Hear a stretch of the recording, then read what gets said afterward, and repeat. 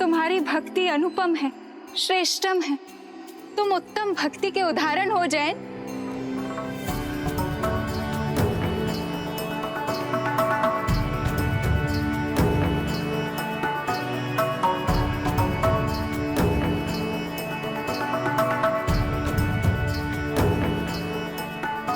आप सभी को मेरा प्रणाम। और हे विघ्नहर्ता गणेश जी, आपसे मेरी एक अनुरोध है, मेरे प्रभु तक अपने इस भक्त का प्रणाम अवश्य पहुंचा दीजिएगा।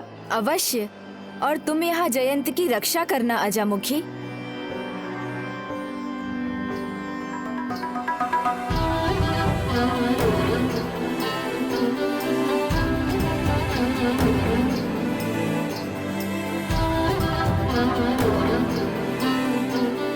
अब तुम मेरे निकट रहोगे जैन, मेरे साथ ही चलोगे। चलो। नहीं अजामुखी जी, हमारे मार्ग अलग है। तुम समझते क्यों नहीं हो जयंत? तुम इस प्रकार यहाँ किसी को दिखाई दिए तो इस बार ऐसे भयंकर कारागार में डालेंगे तुम्हें कि किसी का तुम्हारे निकट पहुँचना असंभव ही हो जाएगा। जब प्रभु की भक्ति साथ है तो चिंता किस बात की। बस आप भी प्रभु भक्ति में लीन रहिए और चिंता मुक्त रहिए। जयंत,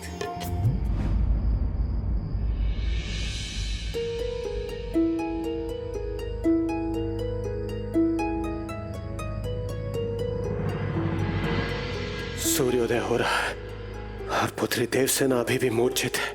यदि ऐसा ही रहा तो बहुत बड़ा अनर्थ हो जाएगा। इस प्रकार तो देव सेनापति कुमार कार्तिकेय की अंतिम दिवस की पूजा पूर्ण नहीं हो पाएगी।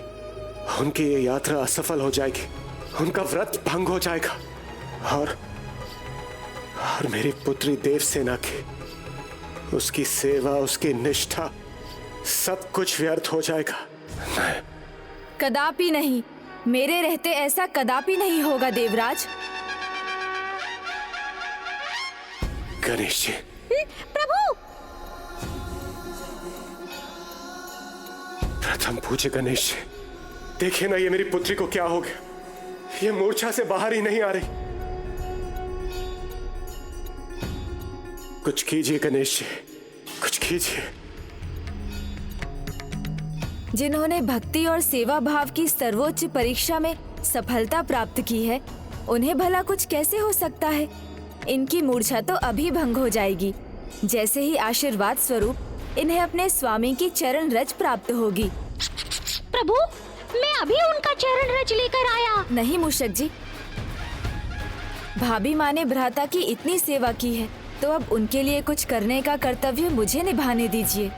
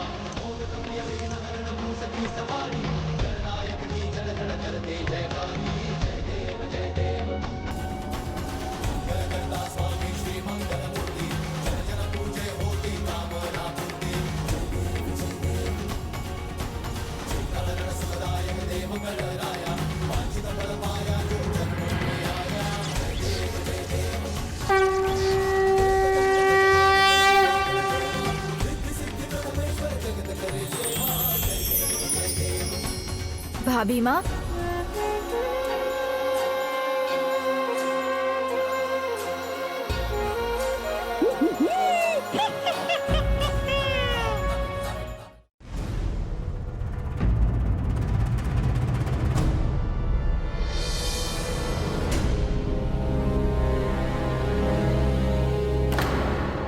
ये मैं यहाँ क्यों हूँ? सूर्योदय हो गया, अर्थात पूजा का समय हो गया, तो मुझसे ये चूक कैसे हो रही है? मुझे विलम्ब क्यों हो रहा है?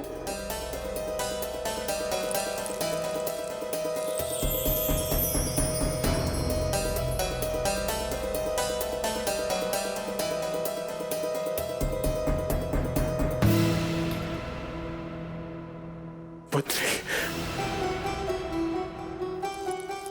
देवसेना, पुत्री, पुत्री।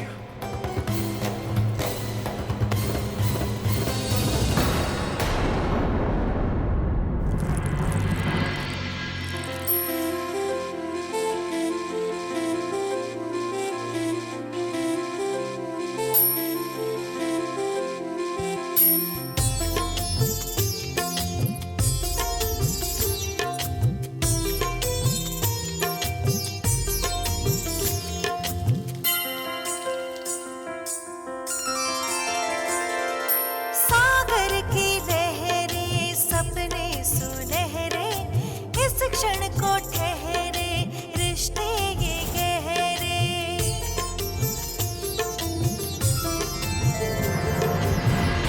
भाभी माँ की भक्ति, उनकी निष्ठा अनुपम है। अभी मूर्छित अवस्था से उठने पर भी, पूर्ण रूप से कुशल ना होने पर भी, सर्वप्रथम उनके मन में एकमात्र पूजा संपन्न करने का ही विचार है।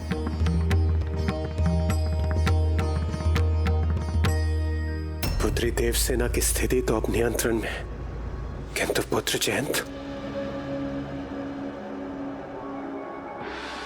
वीर बाहु, आप तो मेरे पुत्र की रक्षा करने के लिए, उसे वापस लाने के लिए गए थे ना?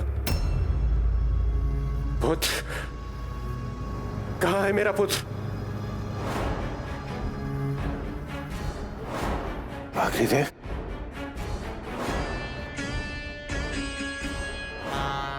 वायुदेव, यदि आप सभी देवगण यहाँ हैं और सुरक्षित हैं, तो फिर मेरा पुत्र जयंत कहाँ है? उत्तर दीजिए देवगण, कहाँ है मेरा पुत्र? वहाँ तो स्वयं प्रभु कार्तिकेय की भक्ति में रम गए हैं, इसलिए उनकी तो कदापि चिंता ना करें इंद्रदेव। आपकी पुत्री के समान वो भी परम भक्त है और अपनी भक्ति को सिद्ध करने के लिए उसने वहीं रुकने का चुनाव किया है। ये सब उस बालक जयंत के कारण हुआ है। यदि वो फिर मेरे सामने आए तो उसे कीट के समान मसल के रख दूंगा। प्रभु सुब्रमण्यम कार्तिकेय स्वामी की जय। विघ्नहर्ता श्री गणेश की जय। प्रभु सुब्रमण्यम कार्तिकेय स्वामी की जय।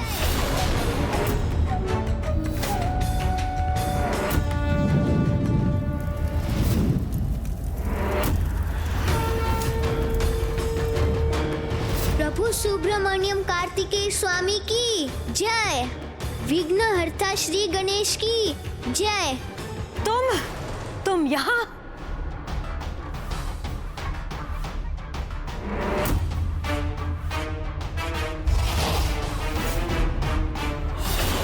अब आ ही गए हो तो उचित स्वागत के लिए तैयार भी हो जाओ। नहीं ज्येष्ठ।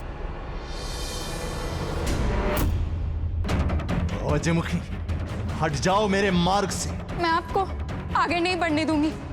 ये अनर्थ मैं आपको कदापि नहीं करने दूंगी ज्येष्ठ। स्मरण करो, तुमने वचन दिया था कि मेरे आदेश का पालन करोगी।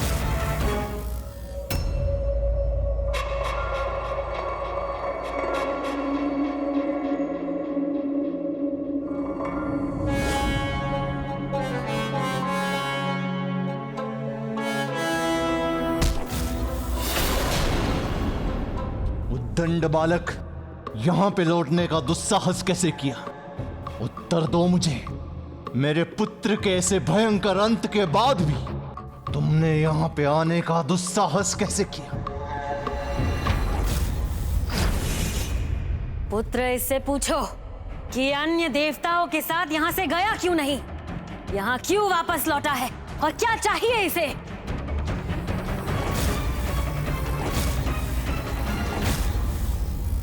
कदाचित इसका प्रभु इससे तनिक भी स्नेह नहीं करता, इसकी मृत्यु चाहता है, इसीलिए इसे यहाँ छोड़ गए। नहीं, उन्होंने नहीं छोड़ा मुझे। यहाँ रुकने का चुनाव स्वयं मैंने किया है, ये प्रमाणित करने के लिए कि मेरे प्रभु को मुझसे कितना स्नेह है। क्योंकि मुझे विश्वास है कि यहाँ महेंद्रपुरी में धर्म की शक्ति को स्थापित करने तथा अधर्म का नाश करने और मुझे यहाँ से मुक्त कराने स्वयं मेरे प्रभु सुब्रमण्यम कार्तिकेय स्वामी विघ्नहर्ता श्री गणेश के साथ शीघ्र यहाँ आएंगे। वो बालक आएगा यहाँ? और क्या कहा तुमने? किसके साथ आएगा? उनके भ्राता गजानन श्री गणेश जी के साथ। तुम्हारा अर्थ ये है कि वो लंबी सूंड वाला, बड़े पेट वाला, जिनकी आंखें भी छोटी हैं और जिनका कद भी छोटा है, किंतु कान और मस्तक आवश्यकता से भी अधिक बड़ा, वो यहाँ पे आएगा।